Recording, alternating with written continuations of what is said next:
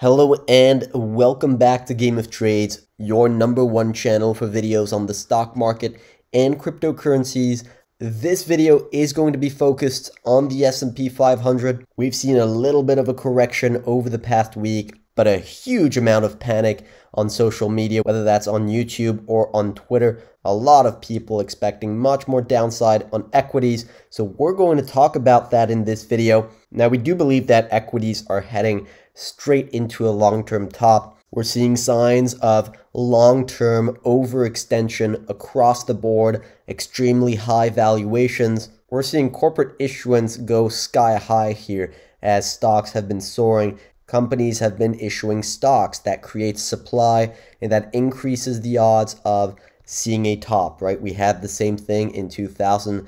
Big rise in the stock market, and so you have corporate issuance rise, and that creates a top. Price is guided by supply and demand. When you have a lot of supply, that creates downwards pressure, especially when you take a look at the money market assets divided by corporate issuance, right? So that takes into account the ratio of the actual money on the sidelines relative to that corporate issuance, and you can see we're incredibly low here, similar to the levels we had in 1999. But we also think that this is an incredibly strong market with incredibly easy monetary conditions, money flowing, and we're also in the last phase of a 12-year bull run here, and that's typically the moment where you tend to see the largest amount of gains in the shortest amount of time. So what we do on this channel is try and balance all that together to give you guys our convictions and our thought process behind our convictions. Make sure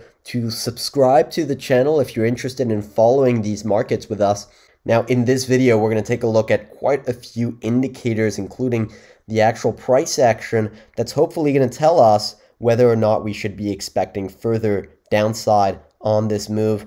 Now, without further ado, let's get right into it. Now, let's take a look at what the objective technicals are saying here. If you're looking for the markets to go down, you're always going to find ways to make it look like it's about to make a massive drop. So I don't like to take a look at those big wedge patterns. What I look at are price channels and whether price is respecting those channels or not.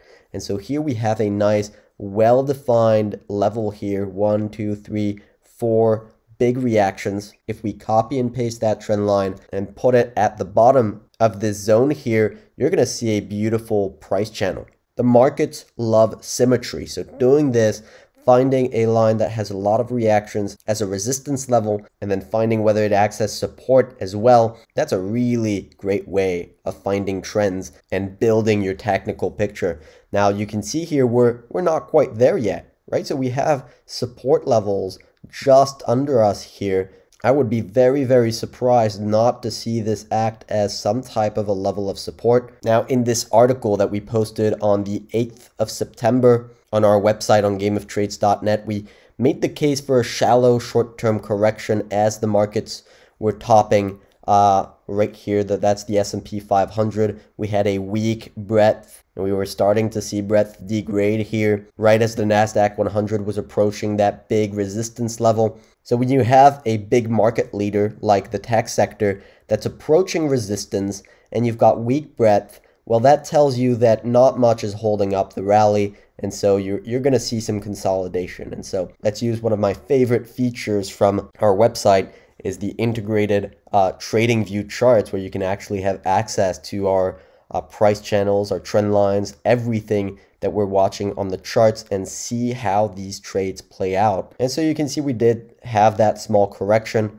and so big tops in tech correspond to small tops in the S&P 500. So when you have that type of correction in tech, you're going to see the S&P 500 follow, and that's what happened. Now, the point I'm trying to make here is not that we predicted anything, because we're not trading these small corrections. We're trying to take advantage of much larger trends. But the point is that this is a purely technical correction that any trader could have anticipated, and it's just a healthy pullback. So in fact, we're going to be reorganizing all those trade ideas that we have on Game of Trades, whether that's our expectations for the markets to run higher, certain sectors, certain stocks. We have quite a few of them going on right now, and we're going to be completely reorganizing them so that you have one setup and all the corresponding articles of that setup. Now, of course, when this website update comes live during this quarter, we will be increasing our prices. So make sure to get that free trial for the $29 membership, because you're going to be able to keep that price as long as you remain a member.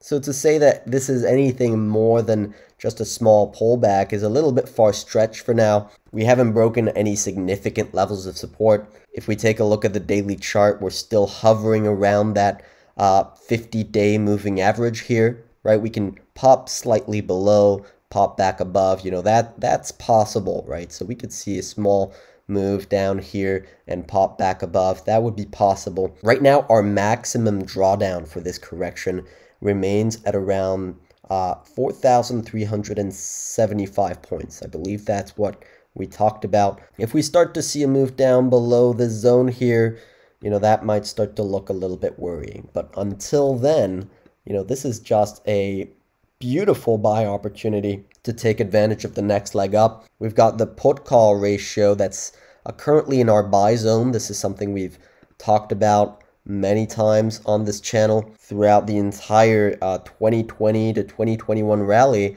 You could have just drawn a box on the put call ratio, right? This is the number of put options relative to the number of call options there are in the markets, right? So when there's too many call options and this ratio is extremely low, that's telling you there's a lot of complacency. It's the moment to be selling or booking profits, and it's definitely not the moment to be entering the market, right? You don't want to be entering when the put call ratio is at an extreme low, but when it's relatively elevated, that might be a good buy opportunity, right? And so we've got these two zones that tell you buy or don't buy. And we're currently in that green zone. We've got the CNN Fear and Greed Index that's below 40 here. That's incredibly low, a lot of fear in the market. We've seen greed come down significantly since that high.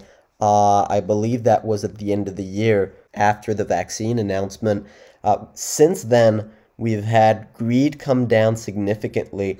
And so that's telling me that not many people are fully positioned in equities right now. And that's a lot of firing power. So if we take a look at a longer term chart of this fear and greed model, this is on Sentiment Trader.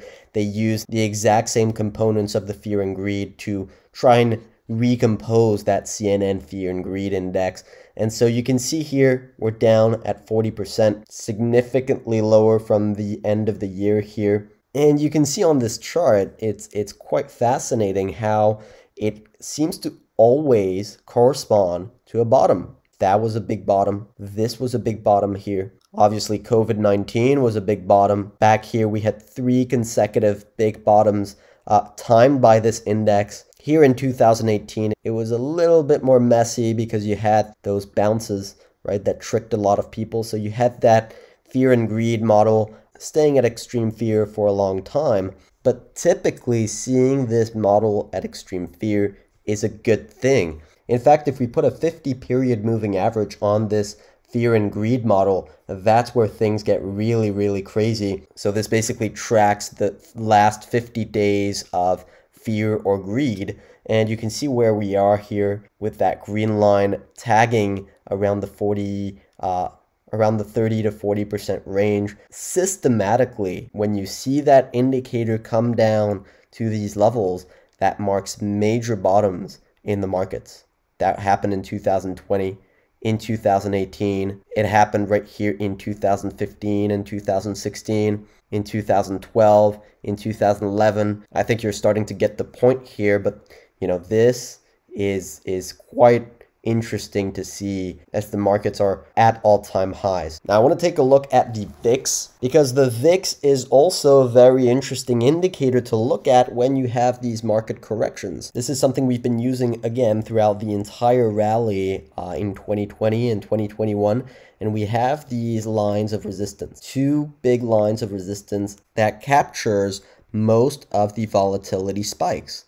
So when you have a spike in volatility, that means the stock market is correcting. When you have the VIX at resistance, that's telling you there's not much more upside for that volatility to continue higher and a lot of room for that volatility to go down. So that's basically another great indicator to look at whether you should be buying the dip. Now you can see here we're slowly coming up to resistance, and we haven't hit that resistance level just yet. So we could see a little bit more volatility over the next couple of trade sessions, and then we eventually expect this to reverse off resistance and potentially come down to test this line of support here that we did not tag in June, but that's quite a nice line of support. Now, you know, I'm just having fun with these charts right now. This is not objective analysis, but look at this line. Nice level of support, nice level of support here, very clean. And so could that be the top of the bull run? This type of move here, come back down, a correction in the VIX here as we see the SP 500 rise into the end of the year. VIX comes down to support, and then you have a large correction towards the end of the year here with the VIX spiking and the markets topping in January. You know, that would be our base case, and it could definitely be a potential scenario. But again, you know, we'll be adapting our vision along the way. One more chart that I wanted to show you guys is the breadth. I talked about that in that article I showed you. By the way, when I talk about the breadth, this is the percentage of stocks on the SP 500 that are above their 50-day moving average. So when that ratio is incredibly low, that means no stocks are above their 50-day moving average. When it's high, all stocks are trending up. All stocks are above their 50-day moving average. And so while divergence in breadth can be extremely bearish, right? When you have a situation where you have the stock market rally, but breadth is weak relative to that rally, that tends to correspond to corrections. Right, we've seen that again and again. Same thing here leading up to that February top. We had a 5% correction. Not a big deal, but 5% correction is non-negligible. And obviously, same thing leading up to that COVID top in February 2020. You had that big divergence between the breadth that was making a lower high and the price making a higher high, telling you, oh wait, we need to correct. And eventually we had that big drop. But this is not divergence anymore. We've had a correction. We've had a 2-3% correction. Now we have to look at where the breadth is in terms of how oversold it is. And so when you have readings that are this low, let's look at all the readings that hit that line and how the markets performed after they hit that line for the first time. Just look at that. I've put vertical lines every time the markets reach the level we're at on the stock market breadth, and that corresponds systematically to market rallies every time, right? So if we continue to break down here, that represents a change in character. If we take out that maximum drawdown that we talked about at the beginning of the video, that starts to become worrying. But until then, this is just massively bullish for the next couple of weeks.